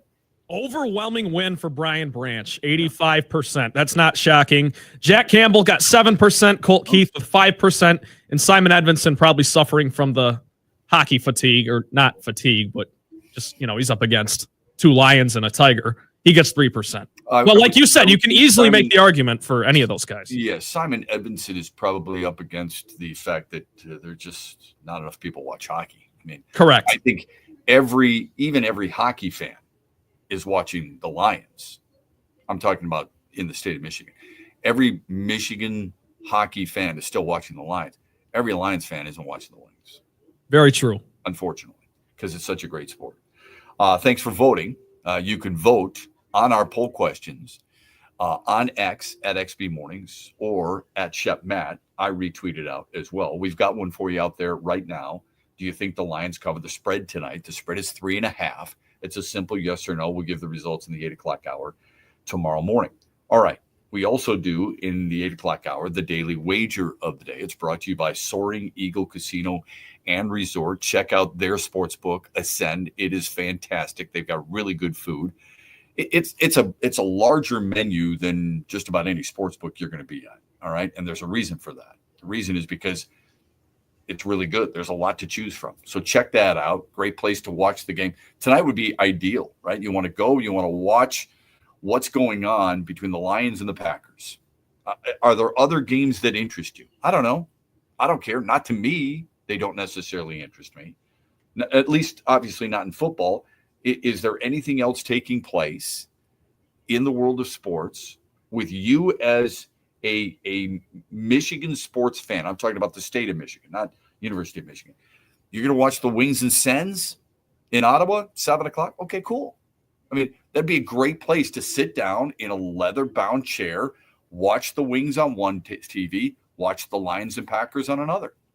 Or if you want to get stingy and just watch the Lions, at least watch the Wings from 7 until 8, 8:20, and then you get a chance to watch. It'll make that time fly right by. Yeah, absolutely. So that's a great place for it. I doubt you're going to watch the Jets and Sabres, even though I like watching Winnipeg. What's the daily wager from yesterday, and what do we have for you today? Yesterday, we had the Spartans to cover 5 at Minnesota, and they could have covered 17 because I think they won by 18, right? Yeah, we talked about that in the first hour. Yeah, impressive win. They were really good. I know Minnesota's not there. I don't care. When you go on the road in the Big Ten, it's the first conference game of the year. I was surprised that hardly anybody was there. Did you notice that when you're watching it? I mean, there's nobody in the upper bowl there at the barn. Arena, at the barn, they affectionately call the barn. It is not an intimidating place at all. No. It's not. I mean, it's a frustrating I'm place. Just laughing. First of all, it's a frustrating place to broadcast from because they put you in almost like third grade swivel chairs. It's ridiculous, quite honestly. I love old buildings. I do. I used to love Jenison. I think there's something special about an old feel to a building. I've talked glowingly about Fenway Park and about Lambeau Field, Yost Ice Arena. There's something special there. That place, Williams Arena, can be torn down, as far as I'm concerned. Blow it up. Death sentence. It's a nothing burger. I mean, you walk down these stairs to get to your locker room, or you walk up to get to the court, down this narrow hallway, and it's just blah. It doesn't make you go, look at that. The history is Michael Thompson and Kevin McHale and this is Trent Tucker. I can't get over it. Nothing like that. Not the case. Build. You're in the Big Ten. You're bringing in a lot. You're bringing in money, right? You built a new football stadium. Do me a favor. I mean, build a new basketball arena.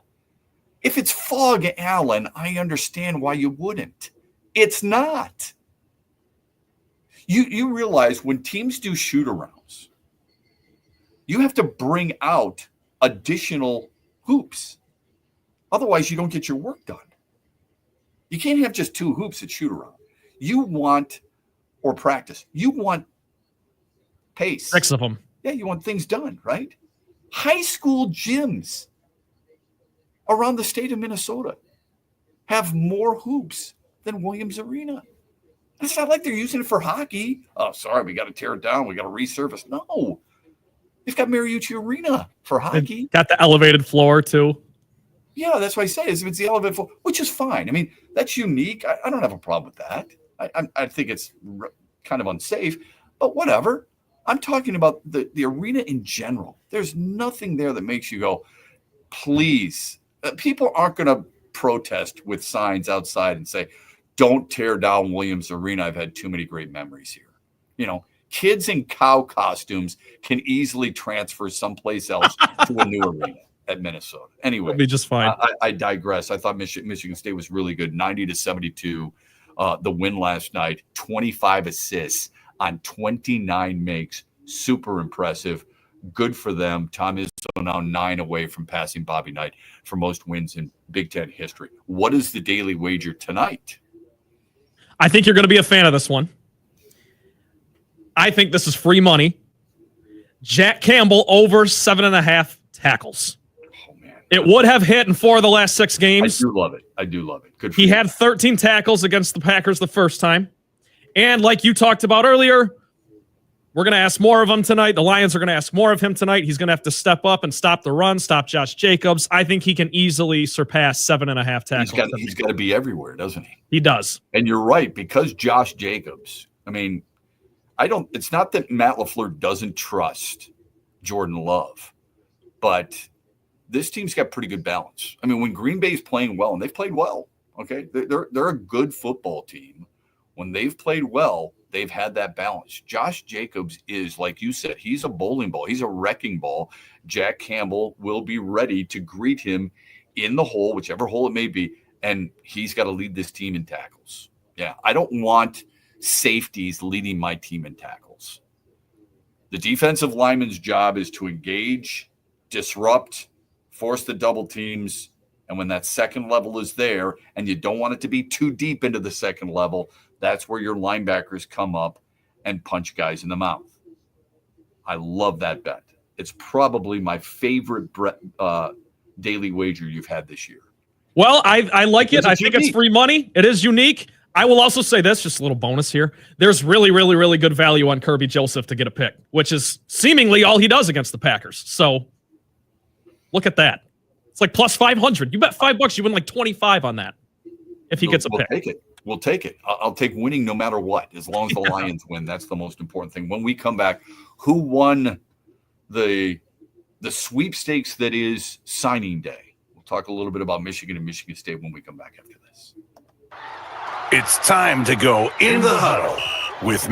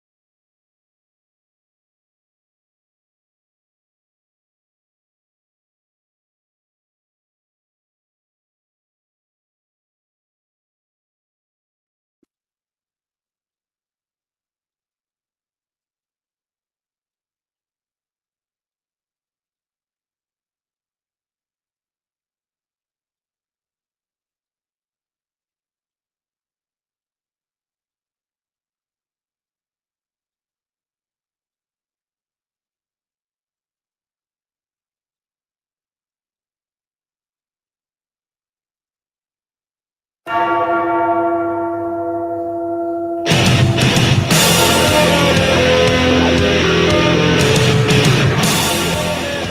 am not going to try and fool you into thinking that I know all this about recruiting. I have never been a huge fan of the star, 4 or 5 star belief that those are always the best players, and those players, your organization has to have that many. I've had debates with people about that. Braylon Edwards, a friend of mine, who believes you've got to have 5-star guys. I always want to make sure, I want to know who's giving them the stars. That's what I want to know. I want to know at what point, who's the person thinking and looking at that player and saying, he's a 5-star. What are you basing that on? I think we just take that delegation and say, good for you. Here you go. Way to go. I believe you're a 5-star. I guess you have to believe and trust some services, I suppose. But there are times where those services, their opinions are compromised. It's there to They, give they you are. some- They're associated with certain companies that make a little bit more money off those stars. So if a guy, for example, if Trent Bally is a 5-star, but he's a Nike camp guy, they're more apt to give him the extra star or 2 than somebody who isn't a Nike guy. If that person who is grading these players is associated with them, sometimes that's how it works. I'm not saying every single time, but sometimes that's how it works. There can be regional biases as well. Absolutely. You know, I mean, that's the why I South always is- kind of take it under consideration a little bit. Yeah. Look, do I think Michigan got a home run with Bryce Underwood? Absolutely. You know, he's a super talented player. He can throw it. He can run it.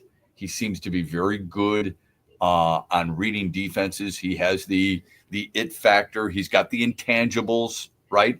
He's got a lot of experience under his belt. He's got a lot of winning under his belt. I think that matters. I'm not saying it's the only thing, but I think it matters. One of the things that jumped out to me as much as anything else is that Michigan got an offensive lineman, Caden Strayhorn, whose father played at Michigan State and is currently the Spartans radio analyst. That to me is a little stunning. Like, I've seen it before in hockey,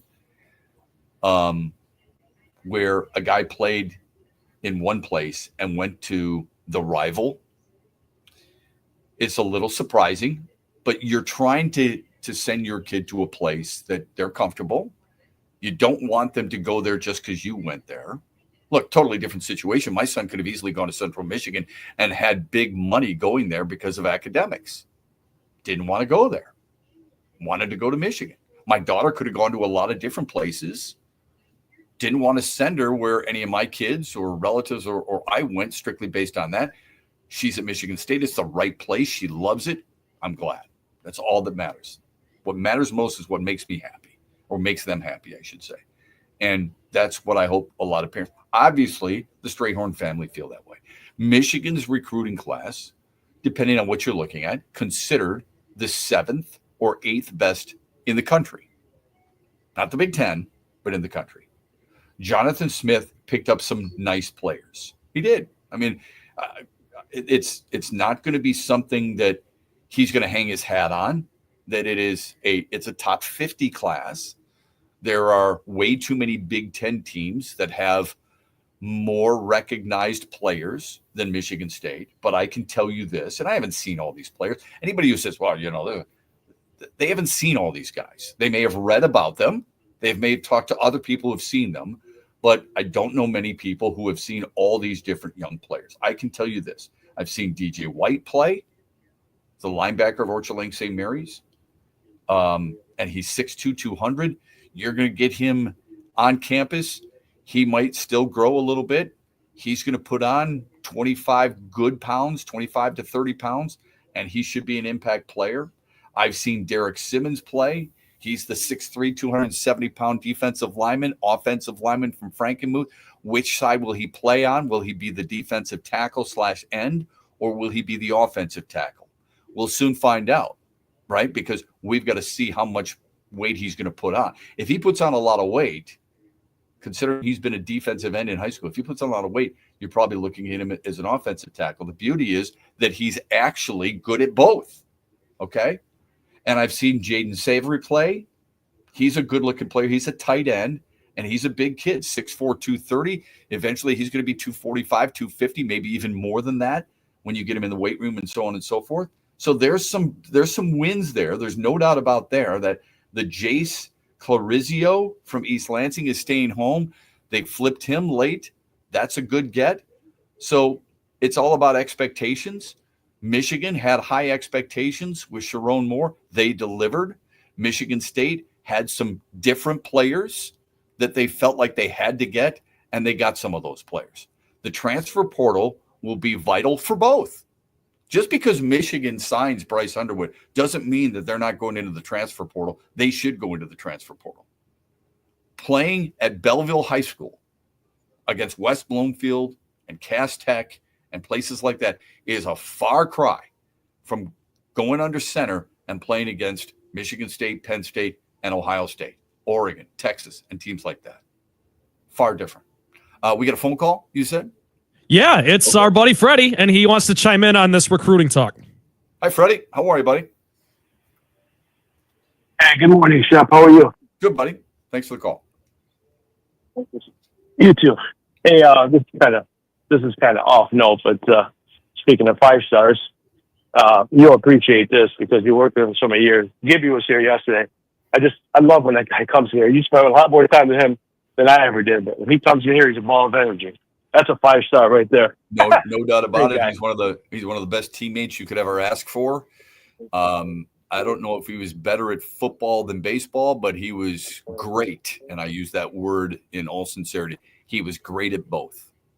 When people talk about the best athletes the state has ever produced, and I understand why they talk about certain guys like Tyrone Wheatley and Courtney Hawkins and people like that, Kirk Gibson needs to be mentioned because Kirk Gibson would have been a top 10 football pick in the NFL draft, as well as being a first-round Major League Baseball pick. He was a rare breed. Go ahead.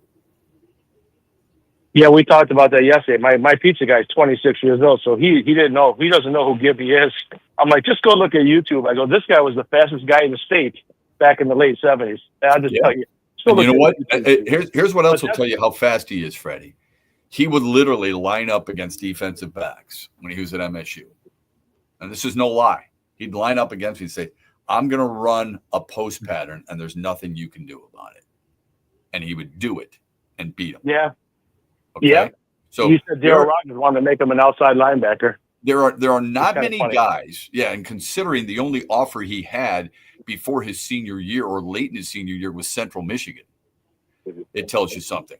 There are not many guys who combine speed, power, and toughness at that position like Kirk Gibson. Find me another wide receiver. That's what made me. Find me another wide receiver who has all those 3 characteristics in one. Who are they? There's not many. Absolutely. That's what made me kind of call in with your 5-star. It's like, I understand 5 stars are great to have, but I'd rather have 5-star coaching. And then we have plenty of examples. And you can go to Mark D'Antonio that didn't pull a lot of 5 stars and how well he coached them. If you not want early, to go to the not NFL, early in his coaching career at Michigan State. Later in his coaching career, he did navigate his way through to get a few more 5 stars. And quite honestly, I don't want to say it as a blanket statement, but quite honestly, he was better off getting the players that not as many places wanted and him making them that much better, he and his staff. I shouldn't just give it just to Mark D'Antonio because members of his staff were really good at getting the most out of their guys. But when you get some of those 5 stars, especially today, Freddie, they come in a little bit of prima donna, feeling like they rule the roost, feeling like they're the guy in charge, and you got to put them in their place. Are they always willing to accept that? So it's a really good point. Continue. You took the words right out of my mouth, and maybe it's not fair to take it to the NFL level, but look at Dan Campbell, what he does with guys, and I think some of these guys, if they were on other teams, would not be as great as they are on this team. So to me, give me guys that want to run through a wall for you, 3-4 stars that will listen to you and they'll be disciplined and can handle criticism. That's a big thing nowadays. Agreed. Cannot handle criticism. So 100%. thanks, Shep. Yeah, appreciate you. Thanks very much. 100%. Here's the other thing. Commitment. And I know that's hard to try and measure right now, but how many guys do you get who are committed? And I mean committed to everything. Committed to their program, committed to their team, committed to their teammates, committed to their coaches, committed to their schoolwork, committed to the family that you're building at whatever institution it may be. So you're not simply talking about, oh, he verbally committed. You're talking about actual commitment. No, I'm talking about commitment. Yes. Like it's great right now. I had a son who was recruited by plenty of different schools. And it's great. And we walked into a coach's offense, a different sport, obviously. Walked into a coach's office. You look on this whiteboard and you see all these different players from around the country, primarily out east because it was lacrosse. And you're looking at all this stuff and you're going, okay. And when we left the interview with the coach and the campus tour and so on and so forth, I said to my son, you realize, I mean, this is all great. It's all fun when people want you. But I said, once they sign you, they move on. It's the next guy that they want to get. And you become part of that pool where everybody's just competing. It's great to be wanted, but the commitment starts right now. And it really started before that, but you understand my point. You commit to a place, once you're there, you're just one of those guys. It's not like, okay, everybody stop. Here he comes walking onto the field. Let's all bow and take a moment. Nope. You better be committed to being the best guy that they thought you could be before you take the field in the first place. So I want guys who are willing to commit to the process of what it takes to be great. Sometimes those things can be really hard to measure, right? But those are the kind of guys I want to build my program around. That's for sure. Hey, I wanted to bring something up. We didn't get to this earlier this morning when we were talking about the Pistons, but I wanted to ask you about this. The NFL will give you you're flagged for unsportsmanlike conduct if you show the gun motion, right? If you're celebrating, the Baker Mayfield used to do the gun motion, right? That is taboo now. They want it out of the game, right? Am I wrong about that? No, they called that in the Michigan-Ohio State game. Right, exactly right. Simulating shooting a gun. But do they not do that in the NFL as well? I believe they do. They have said, Patrick Mahomes couldn't do that. People, a couple of weeks ago, that was the big debate. Patrick Mahomes did it, and people were pissed off because nothing was flagged. He was not flagged when it came to that. Right? Shocker. Okay, I know. Did I tell you about what I saw on social media earlier this week? One of the funniest things I've ever seen. You know how you got players next to one another sharing jerseys? Yeah. So I give you mine, you give me yours. We Jersey stand, swap. we take a picture, right? This picture had Patrick Mahomes and a referee. He's giving his jersey to the referee. The referee's giving him the jersey of the referee. It was pretty funny. But anyway. Thanks, Stripes. Yeah, thanks, Stripes. But anyway, last night I noticed this. Jaylen Brown makes a play. And what does he do to Isaiah Stewart? I believe it was Isaiah Stewart. Did you see that at all by chance? No. He made a cutthroat motion. Ooh, can't do that. Like Gladiator, which never happened back in those Roman times. But I mean, like Gladiator, you know what? Boom, it's gone. How come there was no whistle? Yeah, I don't know. That's an ejection in the NFL, I believe. Because I remember it happened. I don't think it's an ejection. I think it's a warning and a penalty. Okay? I just remember it happened one time when I was a kid watching a Lions game, and my dad explained to me that you just can't do the throat slash. Yeah. I didn't think it was an ejection. We'll have to look that up. You're 25 now. You're no longer a kid. So that a long time ago, things changed. Anyway, I'm trying to figure that out. Why? Conspiracy theory guy, right? We see it with Kansas City. What did you say? Shocker, right? When I told you about the Patrick Mahomes story, you said immediately, shocker. That's the knee-jerk reaction. And I think most people have that, Trent. You're not alone. My question to you is that a Boston thing?